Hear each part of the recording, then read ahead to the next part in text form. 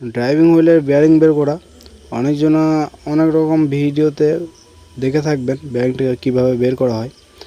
তবে আমি ওয়েল্ডিং করে বের করছি একটা নতুন পদ্ধতিতে, টেনশন হুইলের নাট দিয়ে, যেটা কিছু পুরাতন রড ছিল, রডগুলো ওয়েল্ডিং করে বের করছি। তো টেনশন হুইলের নাটটা দিয়ে পোলার সিস্টেম করে বের করছি, খুবই সুন্দরভাবে বেয়ারিংটা বেরোবে।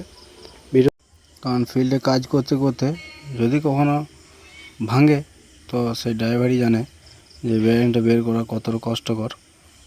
তো দেখতে পারেন ট্রাই করে, খুবই সহজ, বাকিটা আপনার ব্যাপার।